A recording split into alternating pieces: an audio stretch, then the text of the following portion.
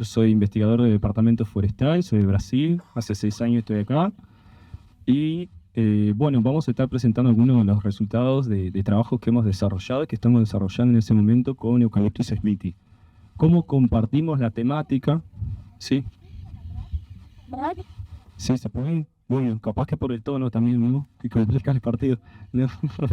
Bueno, entonces vamos a presentar algunos resultados de cosas que estamos desarrollando entre nosotros, el Departamento Forestal, en conjunto con Alinea y con empresas forestales.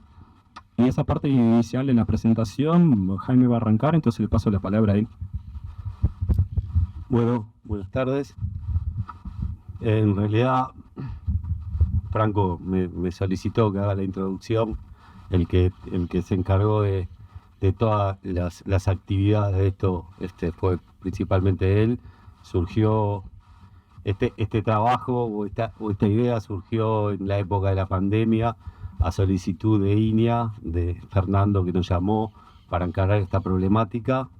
El planteamiento fue el efecto de la calidad del plantín y el desarrollo radicular como una posible causa de la generación de la muerte súbita. A partir de eso se planteó el uso de reguladores de crecimiento para mejorar esa relación parte aérea-raíz y la arquitectura radicular. Planteamos la utilización de auxinas y un inhibidor del etileno. Las auxinas favorecen el desarrollo radicular, pero los altos niveles de etileno determinan que la auxina vaya principalmente hacia el ápice radicular y no favorezca el desarrollo de raíces laterales. La idea fue utilizar el inhibidor del etileno, la BG, para intentar que la arquitectura radicular sea tenga mayor cantidad de raíces laterales y un mejor anclaje. En realidad, a partir de eso y de esos resultados surgió una segunda etapa los resultados los va a mostrar Franco, pero a partir de eso surgió una segunda etapa en la cual se empieza a plantear los temas fisiológicos en la relación suelo-planta-atmósfera y cómo la arquitectura de esa raíz y algunas deformaciones que empezaron a aparecer a nivel de vivero podían estar afectando la conductividad hidráulica del xilema. A su vez, el tema de que el Eucalyptus smithi tiene un comportamiento bastante anisohídrico, determina que tiene poca capacidad de regulación del consumo de agua o control estomático del consumo de agua, y esa situación en condiciones de estrés de verano puede estar generando en determinadas condiciones debilitando la planta y como una posible causa también de la muerte de las plantas, ¿no? O sea, el periodo en que se da es en verano, esos días de mucho estrés. Una de las cosas que hoy hablamos de esas plantas más grandes que se morían más, bueno, tenemos una demanda hídrica mayor porque tenemos una mayor altura, una mayor área foliar. Eso determina un secado más rápido del suelo, dado que la planta no puede no controla estomáticamente bien el consumo de agua y no reserva agua para más adelante, y eso puede determinar fuertes estrés hídricos. Todo esto dentro de una interpretación del tema. Entonces, en esta segunda etapa se hicieron, bueno, no sé si la metodología la vas a plantear tú, pero empezamos a trabajar sobre las relaciones hídricas, la conductancia estomática, y también tenemos planificado vuelos con dron para medir la temperatura de la canopia como forma de estimar el nivel de estrés hídrico o de estrés hídrico que están teniendo las plantas, y quizás sea una forma nos estamos planteando que es una forma de poder detectar las plantas que están antes de que se mueran, las plantas que están estresadas y que van hacia la muerte súbita antes de que se mueran, y eso nos permitiría también metodológicamente encontrar mejor ese proceso de muerte. Si realmente esas plantas que nosotros detectamos después mueren en el proceso de estudio, podemos agarrarlas a priori y ver cómo viene evolucionando. Así sea un problema fitosanitario a nivel radicular, una planta que tiene la raíz enferma va a tener menos agua y va a empezar a mostrar los déficits de agua en la parte aérea antes, y eso podría ser detectado a nivel de temperatura de la ranopia. Todo eso entra en esta segunda parte, y dejo a Franco que va a mostrar los resultados. Bueno, paso ahora un poco más a la parte del trabajo que desarrollamos en conjunto con la que ya mencioné. Yo capaz que voy a usar un poco más el repartido que Jaime, porque bueno, hay unos gráficos y tratamientos que facilita para visualizar e interpretar si lo tenemos el repartido, entonces le voy a usar de soporte. Y comentar un otro aspecto más sobre la problemática que, bueno, todos ustedes ya la tienen muy clara, ya se han discutido, se viene discutiendo la problemática, la mortalidad de Smith hace algún tiempo, y desde nuestra perspectiva nos vemos que, como estaba en la presentación anterior que hizo Gustavo hoy por la mañana, tenemos diferentes tipos de mortalidades, pero que vienen por más o menos la misma condición. Si bien es multicausal, como ya se presentó, vemos que la arquitectura radicular juega mucho en eso, y entonces generan diferentes tipos de mortalidad. Como se comentaba, la muerte súbita, creemos mucho que era lo que comentaba Jaime, que la planta pasa por un estrés hídrico, tiene la dificultad de la conductividad hidráulica, y después tenemos, como muestra el repartido, el daño mecánico, que por esas deformaciones radiculares, justamente a tener una biomasa muy grande arriba, se le complica el anclaje y también genera cambios en las propiedades de la madera que hacen con que sea más fácil de partir, de romperse de esas raíces, y hace con que el vuelco sea más frecuente cuando se dan esas deformaciones anatómicas. Entonces nuestra idea es trabajar un poco sobre la arquitectura radicular, y para eso utilizamos las hormonas. Ahora voy pasando acá un poco para ir viendo qué es lo que hicimos realmente. Nos planteamos una investigación en 2 etapas. Segundo. Hay una primera etapa que entonces fue de ver qué efectos tenían y qué resultados obteníamos a partir de las hormonas, los reguladores de crecimiento que mencionó Jaime anteriormente, y sobre todo dosificar ese tratamiento, porque bueno, sabemos que las hormonas generan una gran respuesta en las plantas y no teníamos claro qué concentraciones necesitamos aplicar para que tuviéramos los resultados esperados. Entonces tuvimos una primera etapa que fue a nivel de vivero, en la cual dosificamos diferentes concentraciones. Ahora vamos a ver las combinaciones, los tratamientos de las auxinas. En ese caso trabajamos con el ácido naftaleno acético, hay diferentes formas de auxina. Trabajamos con ese inhibidor de la síntesis del etileno, la ABG, es una molécula, tiene un nombre complejo, no importa, la ABG es la abreviación, ¿tá? Pero si inhibe la síntesis del etileno, favorece el desarrollo de las raíces laterales, y ajustamos la concentración. Ahora vamos a ver los resultados, y bueno, en base a eso ya nos planteamos, en el caso que veamos que se da el efecto que promueve el desarrollo del sistema radicular y que tengamos una dosis estandarizada, de fácil aplicación y práctica a nivel de vivero operativamente, pasamos a una segunda etapa de campo, que es lo que está planteado ahí, que es ver el efecto de largo plazo sobre la sobrevivencia y el crecimiento en campo. Entonces la dividimos como en 2 etapas la investigación. La primera etapa está realizada, acá está en el repartido. Hicimos una tesis de grado en esa investigación. La tesis está ahí nombrada en el repartido, la pueden buscar online, se pueden encontrar todos los resultados en detalle, está disponible en la plataforma de Facultad de Agronomía. Algunas informaciones muy genéricas acá, que es la procedencia en la semilla, es SAPI, como se usa bastante, el envase es en bandeja de espumoplast, bueno, algunas características del sustrato.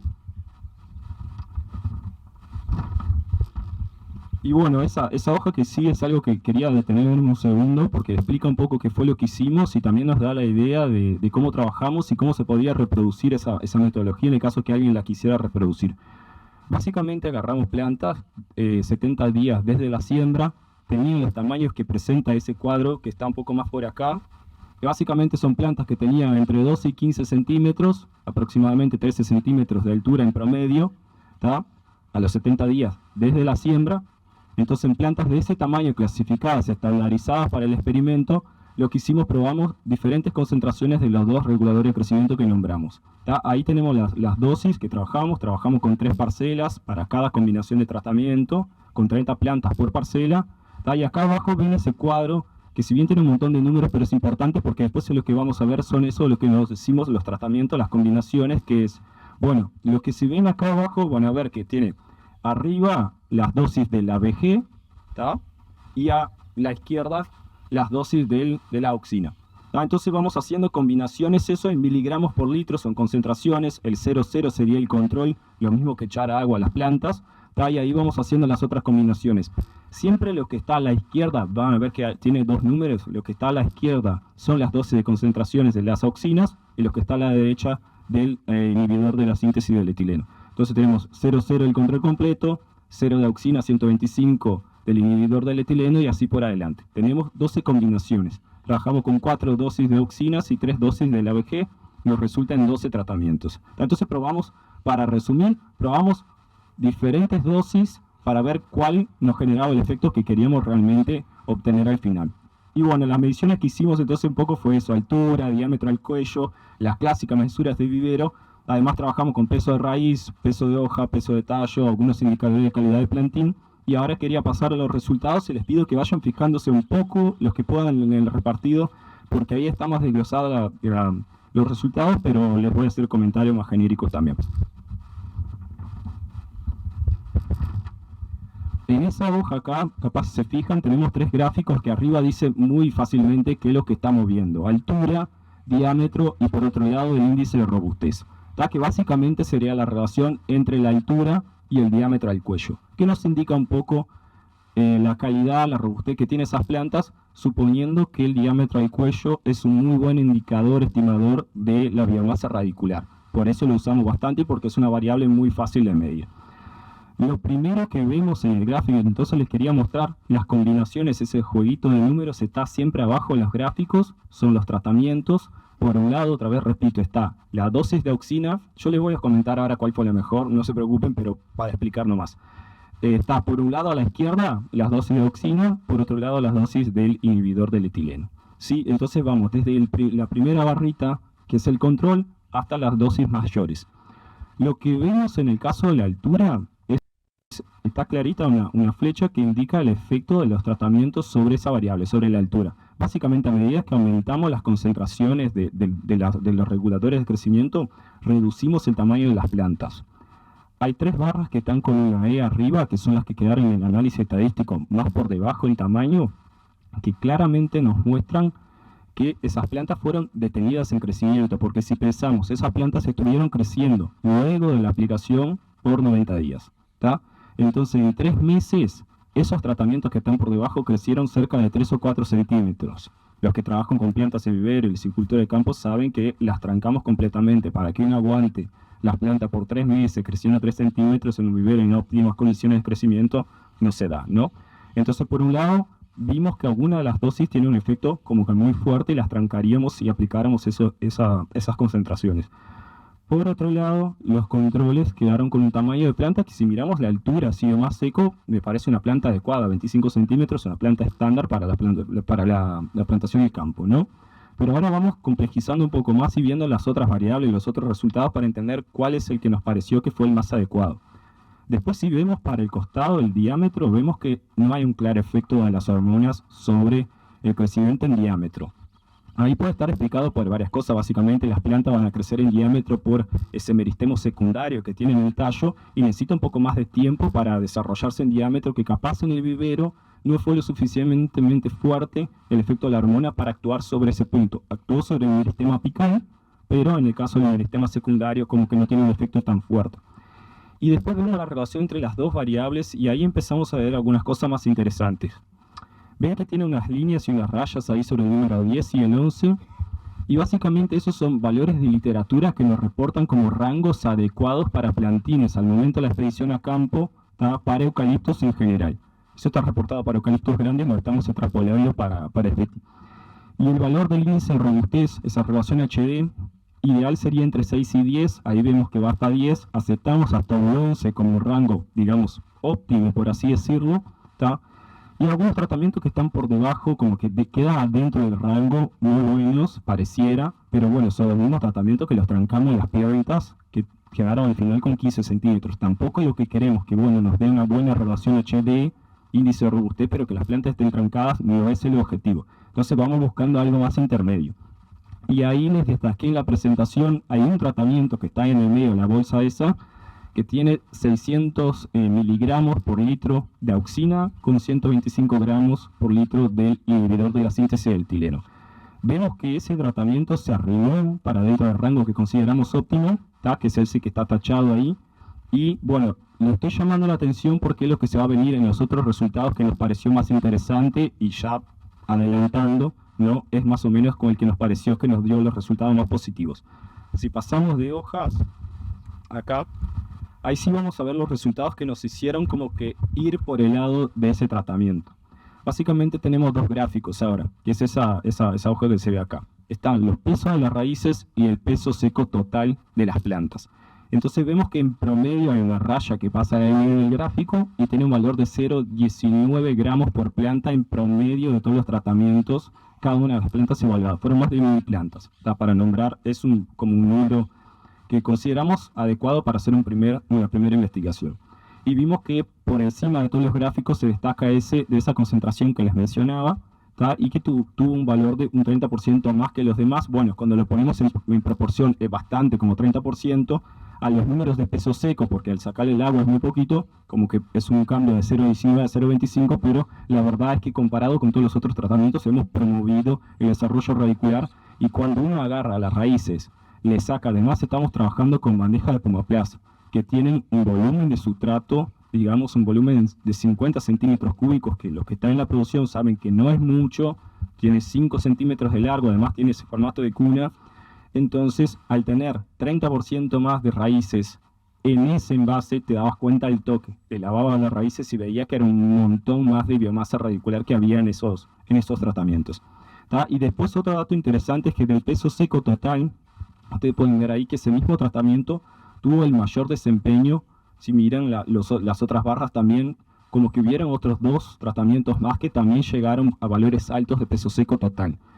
Lo interesante ahí es particionar lo que es del peso seco total, el tallo, las hojas y lo que es las raíces. Y ahí sí vemos que ese mismo tratamiento como que tiene una mayor proporción, tiene la misma cantidad, llegó al máximo peso seco total, así como otros tratamientos, pero le aporta mucho más las raíces a ese tratamiento que lo que le aporta las raíces a los demás. O sea, los otros tratamientos son mucho más de tallos, hojas, mientras que ese tenía una proporción más grande de raíces. Entonces hicimos esa evaluación, presentamos la tesis, bueno, investigadores acá de línea participaron también en el tribunal, vimos y nos pareció que era un tratamiento que había promovido, habíamos llegado, no estábamos seguros que íbamos a llegar, partimos de un modelo conceptual que describió Jaime del funcionamiento de las hormonas y llegamos a resultados adecuados. Si quisieran volver a la primera gráfica de altura, van a ver que esas plantas llegaron a un resultado final de 21 centímetros al momento de la expedición a campo, que por lo general como valor de altura es más o menos el mínimo que nosotros adoptamos para llevar una planta al momento de la expedición a campo. Entonces entendemos que eran plantas que estaban, no solo que habíamos promovido el mayor desarrollo radicular, como habíamos llegado a plantas más balanceadas, ¿no? Porque le habíamos bajado un poco la cantidad de masa foliar, de tamaño, y habíamos promovido las raíces. Después tuvimos un otro resultado que fue un poco inesperado para nosotros, pero no tanto si uno ya piensa en las problemáticas que ve en campo, que es esa diapositiva que sigue por acá. Si ustedes ven ahí, que no sé si se puede ver muy bien, yo creo que sí, el mío está en blanco y negro porque lo traje de casa, pero lo de ustedes está mejor, tiene color. Y ahí lo que vemos es una proporción de deformaciones en los sistemas radiculares, que encontramos cerca de un 13% de plantas que no tenían el sistema radicular con la raíz pivotante y cerca de un 3% de raíces deformadas. Los que trabajan con eso seguramente ya habían visto esas deformaciones a nivel de vivero, e incluso pueden tener otros datos que está muy interesante compartirlos. En nuestro caso, en nuestras evaluaciones, tuvimos más o menos más de un 15% de deformaciones de una forma genérica en todas las raíces de las plantas que evaluamos. Y eso fue algo como que a nosotros no era que era inesperado, porque uno ya viendo la problemática de campo empieza a pensar que eso ya pasa desde antes. Pero si nosotros miramos las raíces que están deformadas anatómicamente, en un plantín con 3 meses de vivero y pensamos, si planto esa planta en campo y que se va a crecer y que se va a desarrollar, pienso cómo me va a quedar esa raíz, y es tal cual lo que nosotros vemos en campo después cuando pasa la mortalidad. Que ahí tienen una foto al lado. Entonces, para mostrarles un poco cómo fuimos construyendo esa idea de los tratamientos y lo que estamos haciendo. Bueno, ¿qué era lo que se venía enseguida? Esa fue la primera etapa. Lo que se venía sería seguir con la etapa del estudio de largo plazo, por así decirlo, ¿no? Llevando a campo, que siempre hemos discutido con Fernando Raskin la necesidad de hacer ese estudio para ver, bueno, bárbaro, aumentamos la biomasa radicular a nivel de vivero, es un tratamiento que después les puedo comentar, es relativamente barato y sencillo, lo aplicás por única vez, a punto de goteo, 5 mililitros por planta, le calculamos cuánto era un centavo de dólar, creo, por aplicación, no, menos de un centavo de dólar por planta, ¿tá? Para hacer la aplicación. Creemos que ese valor es más bajo incluso, ¿tá? Pero estamos tirando como un poco para arriba para redondear, pero podría ser un poco más bajo, ¿tá?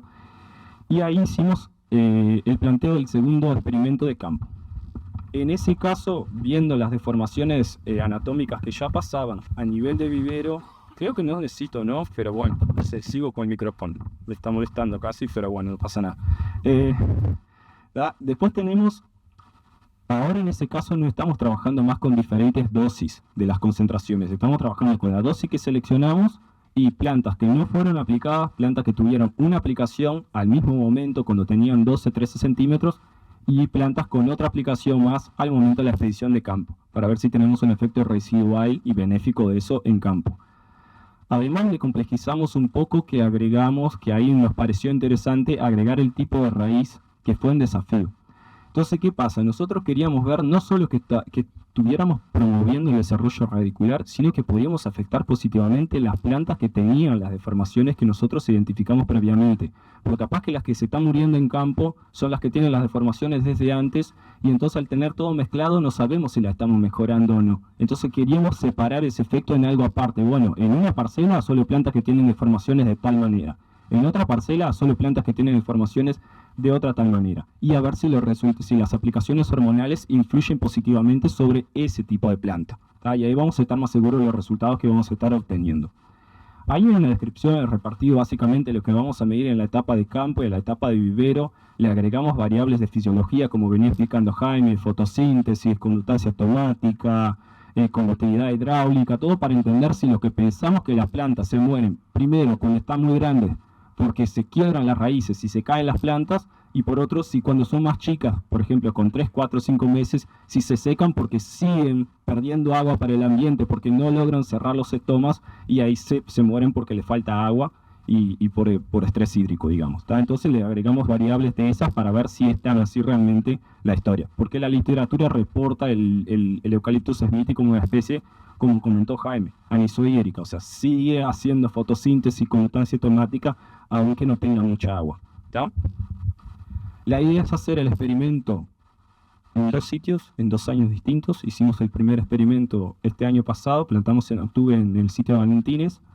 Estamos planteando repetir ese experimento o en esa zona de acá, o en Bañado de Medina, porque nos facilita dentro de la estación experimental de la Facultad de Agronomía. Todavía estamos más o menos en la zona de producción acá del este, pero es algo a discutir. Y ahora les quiero presentar muy rápido, ya voy terminando, porque ya estoy hablando un montón. Se me está complicado. Bueno, ya termino. Gracias. Tenemos algunos resultados preliminares de esa parte que estamos haciendo ahora de esa segunda etapa, ¿tá? Básicamente hay nuevas mediciones de vivero, porque esas plantas ya fueron a campo y ya las plantamos. Entonces lo que hicimos fue, en ese caso, no medir tan exhaustivamente biomasa radicular y todo eso, sino que medimos lo más sencillo, que es diámetro y altura. Y ahora van a ver en los gráficos que están acá que hay como una nueva cosa ahí, que son los tipos de raíces justamente, ¿tá? Entonces van a ver ahí que algunas barritas tienen deformadas, normales, sin la pivotante, que son los tratamientos que le agregamos, ¿tá? Y por otro lado, en otro gráfico que dice sin aplicar o con aplicación, ¿tá? Que a nivel de vivero básicamente era eso. Lo que estamos viendo es que las plantas que no tienen la pivotante, lo que ya era muy esperado, ¿tá? Nos generan un menor crecimiento. Las deformadas hasta el momento no parecen tener un impacto sobre el crecimiento de las plantas. Lo que nosotros nos imaginamos es que las plantas que están deformadas son las que se van a caer por vuelco en el campo. aunque, bueno, una planta que no tiene una pivotante también se puede caer por el vuelco. Pero suponemos que sobre todo cuando están más grandes y tienen una raíz muy torcida, es donde le puede pasar una falla mecánica y ahí se cae. Eso es lo que más o menos hipotetizamos y queremos ver en ese estudio. Después, por supuesto, las hormonas nuevamente presentaron diferencias sobre el crecimiento de las plantas. Y lo último para agregar es alguna medición que tuvimos muy preliminar de los resultados de campo. Entonces tenemos altura, diámetro de la base y sobrevivencia. Hasta el momento son 3 meses de evaluación, porque eso lo plantamos el 26 de octubre, la medimos el 1 de febrero, son 3 meses.